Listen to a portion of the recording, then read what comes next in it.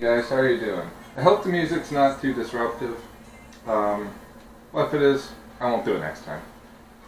So today, got a lot of thoughts in my mind and a few projects we're going to go through. One, I'm going to make a steak.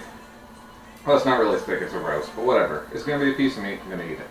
Then two, I'm going to make mayonnaise, because I've been talking about that project a lot. I love mayonnaise, but I don't love the ingredients that you get from your typical mayonnaise. From the plastic container, very bad for men. Not great for women either, but really bad for men.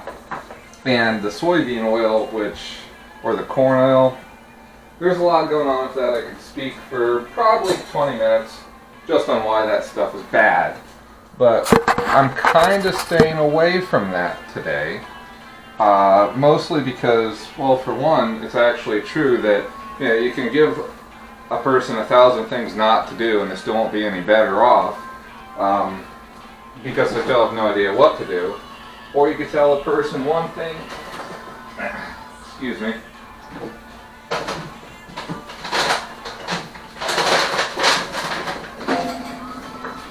I meant to get that out ahead of time. You can tell a person one thing to do and they'll be as informed and so on if you tell them everything not to do, because all you gotta do is stick to the right path and you're in shape. So the first step is going to just simply be this piece of meat. And I'm going to go check my camera now just to make sure I'm in an okay zone. Yeah, that looks okay to me. So I don't know, I don't think you can really see the meat. I've had spots before where the cutting board was relatively visible, but well, whatever.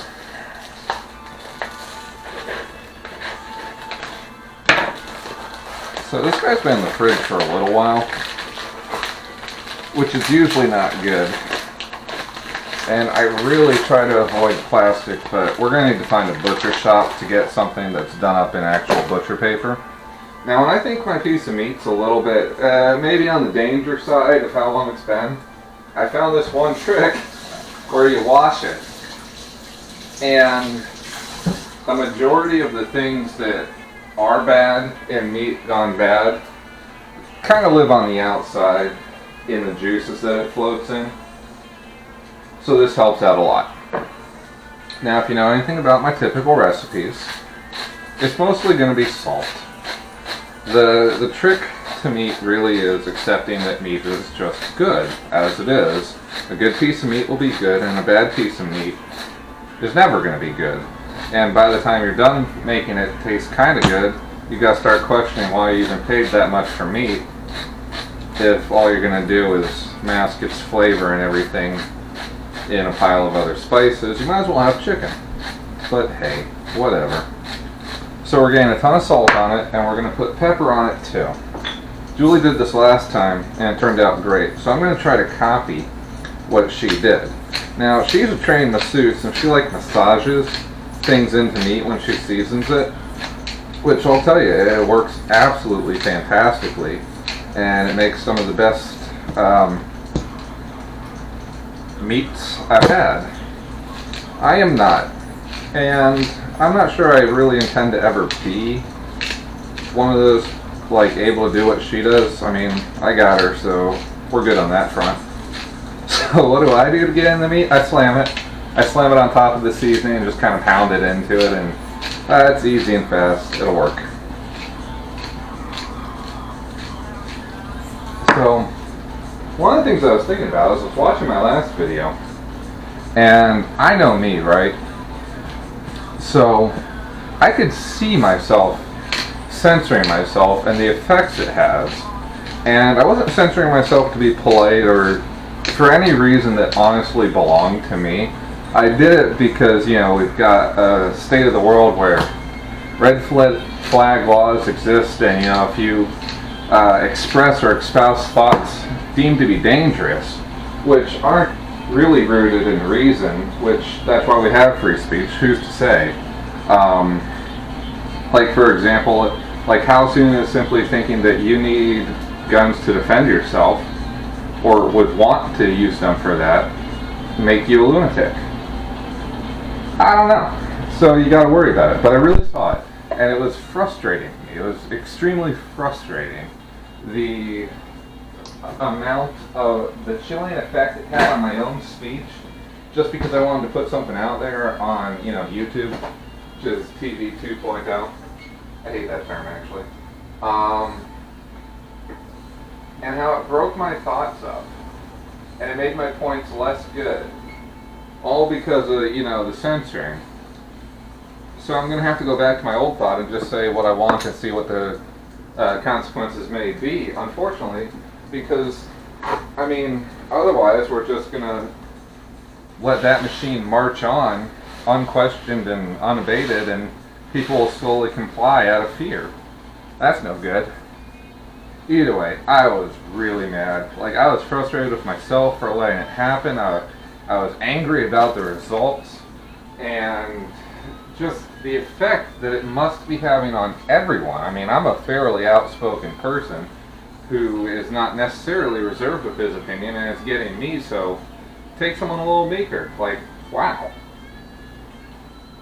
That cannot be good.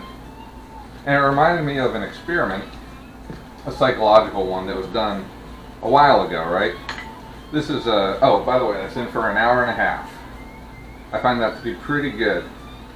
Anyways, sourdough starter. But there was an experiment where they had some people come in. They had a bunch of actors who were plants in the experiment, and one guy that was the actual test subject in like a big old room of like 12 or whatever. And what they did is they asked everyone in the room, well, they pretended like they were, like the test was what they were doing, but regardless of the dress up, what they did is they had something that was completely obviously false. They asked everyone in the room what line they thought was longer, just on pictures, and it wasn't even close. There was definitely a clear right answer going on, and the fact of the matter was they had all the actors give the wrong answer before the other guy answered. And what they found is if all the actors gave the wrong answer first, the other guy, even though he felt like he was right, would give the wrong answer, because of group pressure and all that. If they went first, they would give the right answer and then retract their answer. But then they added another level to it where they had another plant to give the correct answer. And when this plant gave the correct answer, the other guy at the end almost always gave the correct answer. And he reported feeling essentially a certain level of camaraderie, with the person that gave the correct answer. So if everyone's hiding what they're thinking because they don't want to be, the one guy that says the other line's short when it isn't, out of fear or whatever, even though it's obviously a shorter line, we're going to find ourselves in a real problem where essentially non-true things will be considered true and false things will be considered fact. And even just on the philosophical grounds of how annoying that is, the problem then becomes, we're going to be governing ourselves, protecting ourselves, and trying to survive the harshness of the world on a false set of beliefs. And that never goes well. So it does worry me. And it worried me even more to see the effect on myself happening for real when, I thought I could play their game and dance around it, use the baby words and, keep from saying one thing or another, and all for what, too? I should imagine everyone that's watching this kind of gets the idea and knows that I'm not a violent person. I'm not some lunatic that's going to lash out crazy style or do any of that. So why am I trying to be proactive in my defense? What am I worried about? If truth is what really rules the day, there's nothing to worry about at all. But regardless, it still happened and it affected me. So that's my story on that. This phone's freaking out. I'm sorry. I don't mean to break my flow up, but I can't help it when the technology rebels. So, yeah, that's just my little thought on that. It really got to me. You know, I had other things on my mind. But I guess I'm just doing these videos and having fun talking. So if you're watching what I'm doing now, I'm setting up a sourdough starter. And every day what we do is we take about half its volume out. I have absolutely no idea why we take half its volume out. And then add 60 grams of water and flour back into it. And I don't know, maybe I don't know why. I really don't. But I'm following the recipe and we'll see how it goes. Then after you add the water and flour, you stir around up till it's nice and smooth, like a thick batter, I believe they said. So that's the deal. Then we put it back on, and maybe at the end of this little adventure, we're going to have an awesome sourdough starter, or maybe I'm going to have severely molded flour that smells bad in my kitchen. But at least we tried. Which is going to be the theme of the next one too, because I have no idea how to make mayonnaise. I kind of skimmed a couple recipes and got the gist of it. And we're just going to go from there, really. Because, you know, maybe it's important for everyone to acknowledge that, you know, that success is built on the foundation of failure. Like, you can't really be good at anything hard to do or worth doing without first being pretty bad at it. And I know I get way too much credit from a lot of people in my life for being good at a lot of things and always, you know, like, wow, how do you do that? I guess that's just what he does. And really, if I were to credit to anything, it's sort of a fearlessness for being wrong or bad at something. Like, I'm okay with it. I really am. I'm lucky that I don't have, you know, the kind of pride and narcissism that drives people into always having to be good. And or just not do it at all. And that just enables me to try until I get it right, which is positive. So mayonnaise time is, from what I understand, equal parts egg, mustard, and vinegar, then a lot of oil. So we're gonna try it. I got all those ingredients. I'm going to go grab them right now. Oh, and for anyone that's watching, if you have a lot of eggs on hand, I do this, Julie doesn't, but hell, I suppose I can spot her on this one. Rip the top off your egg thing. It makes it real easy just to grab it out of the fridge without having to mess around.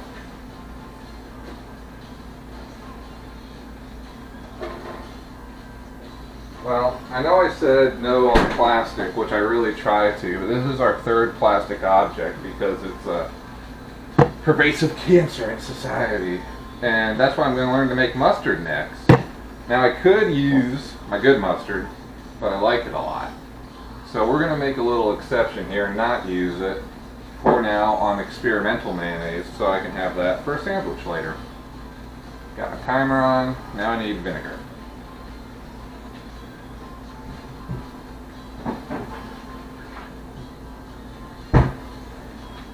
Another thing in plastic.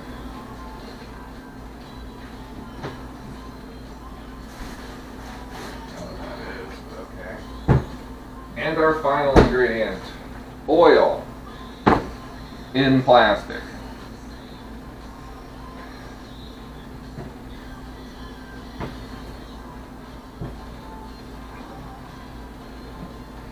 So now we got our Pyrex, which is like glass, but sounds cooler.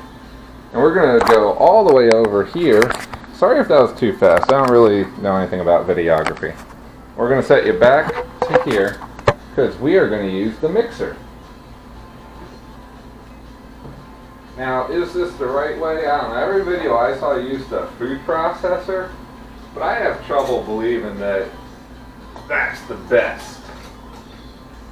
So what I'm going to use is I'm going to use this cool little whisk looking thing. because I know you can make mayonnaise by whisking.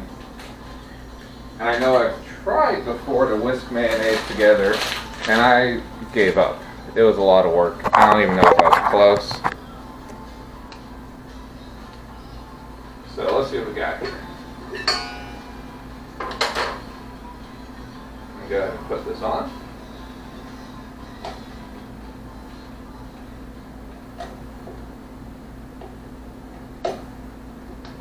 Good deal.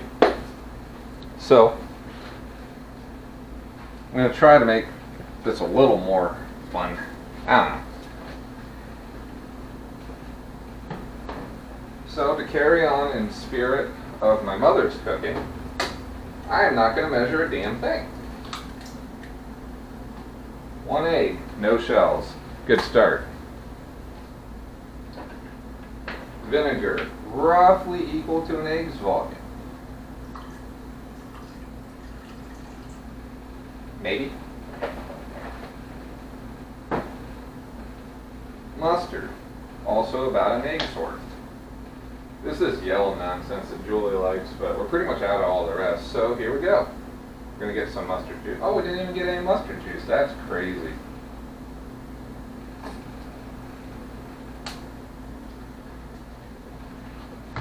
And now they say the secret is pouring it in slowly. Never been one of my fortes, but we'll try it.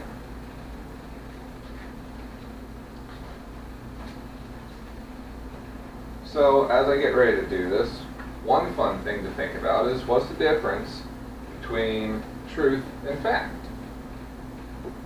Now, why do I bring this up? Mostly because I was having a discussion with someone where they wanted to be technically correct or pedantic.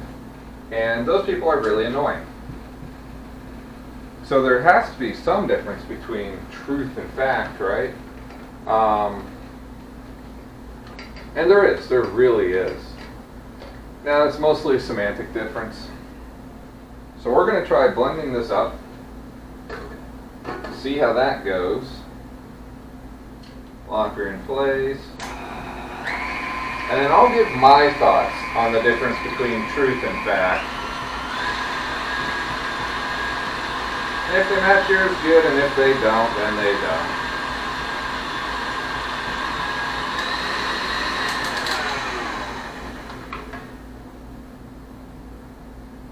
Well, it doesn't look like the video so far.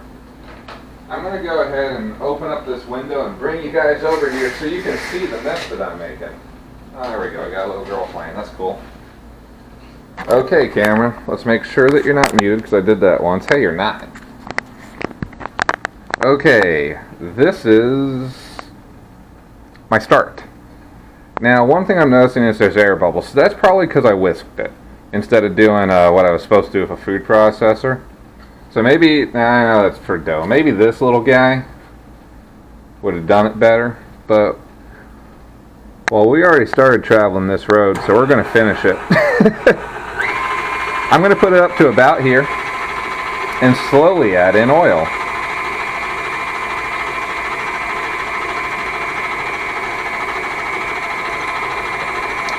I'm going to say we need a little more horsepower. Jeez, look at all this. I got to clean my things more.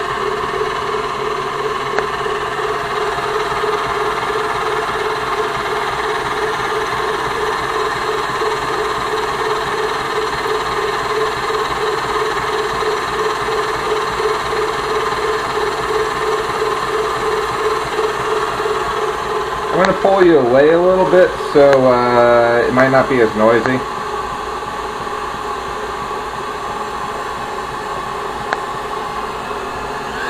I'm going to let that process for a minute while I hold this here. I'm going to walk away from it.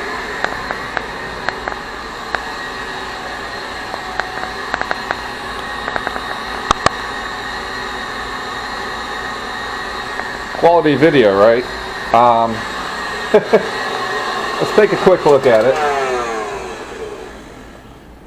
Well, it doesn't look any better. So one of my thoughts on the difference between truth and fact. Both are important things, so it's important to kind of, I don't know, accept and recognize what they are. And fact is obviously one of those things that's just true. A fact is real, right? Like, 2 is 2, that's a good one. Or the sky's blue, I use that a lot. But what's the truth, you know? The truth, I think, is more often one of those things where people refer to the spirit of something, or when facts and statements and actions line up in a way that cause an effect that aligns with all the desired results, and you're not, I guess I'll have to negatively define it, like not technically correct. So like, what's a good example of technically correct? I don't know, but I would imagine you all know, like when someone argues with you and like they give you some nonsense pedantic definition of what a pants is. You know, it's like, I'm wearing pants. Oh, well, technically, because you got a button fly, you have pantaloons. Well, the truth is I got pants, because what are pants really? The two-legged garment that men or women wear. And as much as they may be more correct than I am, my statement's not really untrue in any way. And I certainly didn't mean it as a falsehood, right?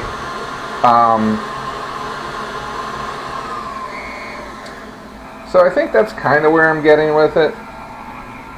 I had a better thought in my mind, but it seems like something about doing other things instead of just standing around on my porch thinking to myself tends to, I don't know, make it harder to express.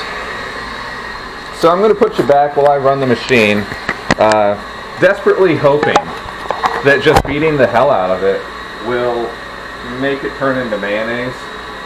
At this point, I don't think it will. But I'm going to try putting an egg in.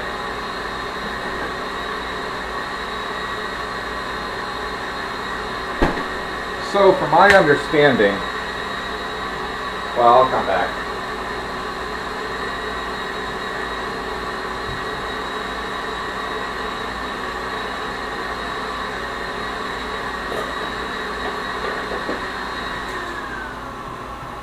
From my understanding, the word truth kind of comes from the idea of like an arrow flying true. It's more than just what you're doing or an actual observation of simple facts, and also the intent and the mean of you driving towards that goal and accomplishing it. You know, the true flight would be there. I probably should have picked an easier topic for me.